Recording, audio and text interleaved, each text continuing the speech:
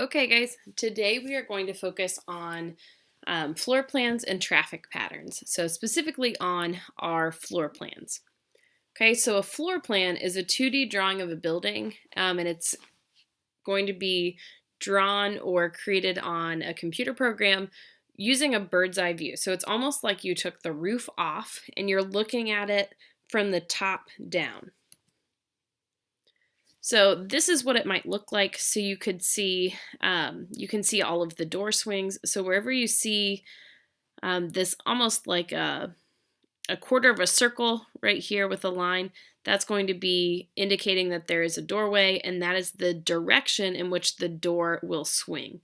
Okay, so you can see that it will swing into what looks like the kitchen. It will swing into the bathroom, into the house, into the bedroom, and then into the other bedroom. Okay, so it just kind of gives you an idea of how everything is laid out and set up. Okay, so we have different zones within a house. We have work zones, social zones, and private zones. So our work zones are going to be our task areas. So those are the places that we need to get certain things done. So that would be like the kitchen, the laundry room, maybe you have an office, or even a craft room or something like that. So those would be things that you do tasks in. Okay, so when we think about a kitchen, and think about your own kitchen at home. So when you plan a kitchen, you have to consider what is called the working triangle. So the working triangle is just the space that is between the refrigerator, oven, and sink, and how far apart those are. So usually those items together create a triangle. Very rarely do they ever appear in like a fully straight line. So usually there are ways that you can connect it. So for me, mine is similar to how this picture is set up, but my refrigerator is just oriented the other way so that it's like, if this were the door, it would be here and it swings this way. So I have refrigerator, oven, and sink. So if you think about your kitchen probably has a triangular setup as well. Okay, we also have social zones. So social zones are going to be places that you would maybe gather with other people, not in a global pandemic. So we would have entryways, living rooms, family rooms, dining rooms, multi-purpose rooms, or recreational areas. So those would be places that if you invited other people over, you would probably be gathering or joining together with other people in those areas. Okay, and then we also have private zones. So private zones are going to be areas that are meant for private living that maybe you're not going to like hang out with your guests in. So it's meant for like just you. So think bedrooms, bathrooms, and places like that. Okay, so when you're laying out a floor plan, you have to consider these zones and the activities that take place in those zones. And you might want to figure out what kinds of activities need to be quiet, what kinds of activities can be noisy, and you might want to separate the noisy zones from the quiet zones. So the quiet private zones, you might want to have kind of tucked away off like to one end, and then the public kind of tend to be noisier zones would be off on maybe the other side of the house. So when you are trying to set different spaces up, you might create what's called an adjacency or programming matrix. So they're called both things interchangeably. So this is a little bit hard to see, but it was really hard for me to kind of create one of these on our Google Slides. So I will probably be drawing this out on the board for the students who are in class, but you can see it enough that you can get the idea.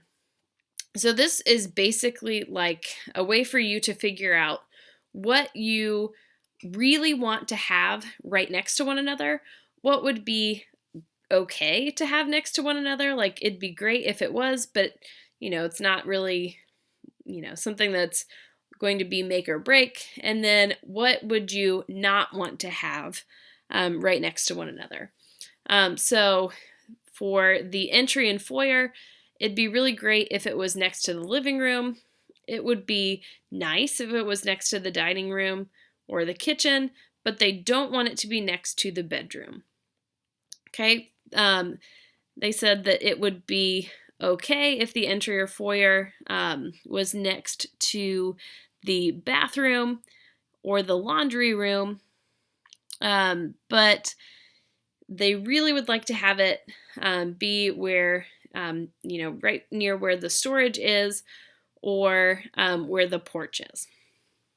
Okay, and then the same thing goes together. So like if you wanted to see, do you want the dining room to be close to the porch, you would just go dining room to the porch because that's where the porch kind of meets up. And they said that it's kind of a semi-desirable, it would be okay, but it's not really super important to them. But it is super important to them that the kitchen be close to storage. So maybe they have a lot of things that they need to store in terms of like a pantry. They also want the bedroom to be close to storage. So maybe they want to be able to store like blankets and sheets and pillows and things too.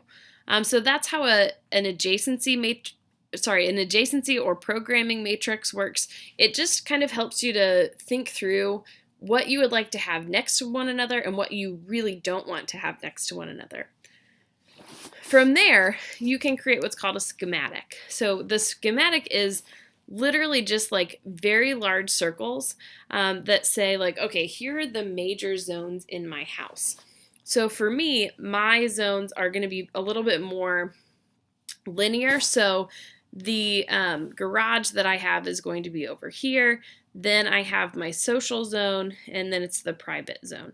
Okay, so mine is sort of in a line. So the private like bedrooms are kind of tucked away on one end of the house, and then in the middle is the social zones, and then I have the garage kind of service zone. So it's my garage and laundry room on the other side.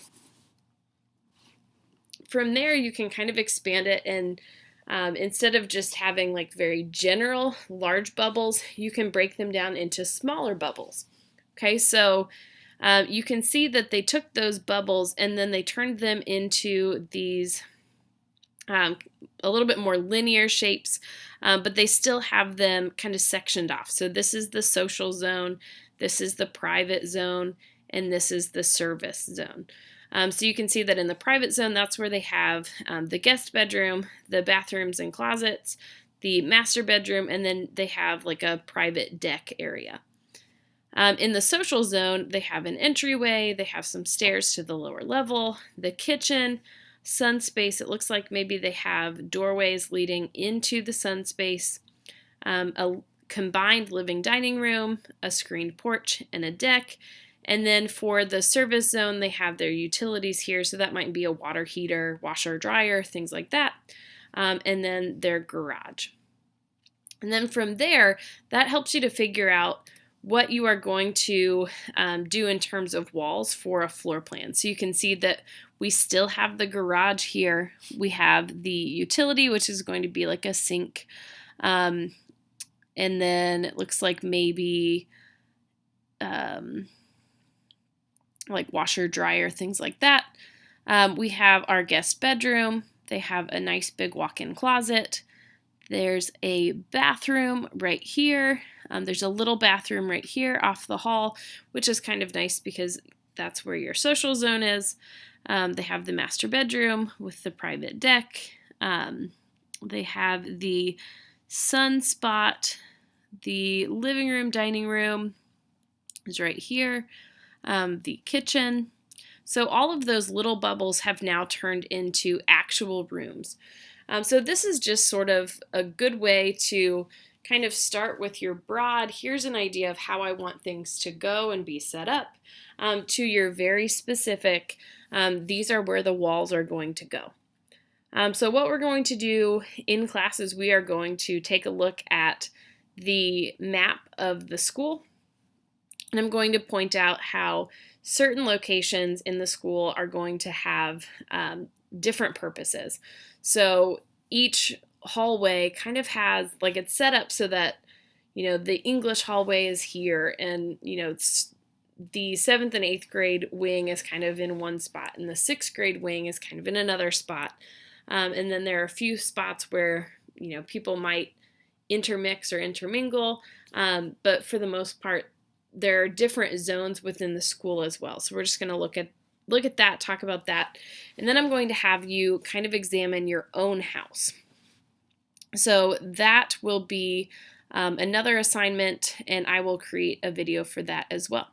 So look out for the next video and the assignment.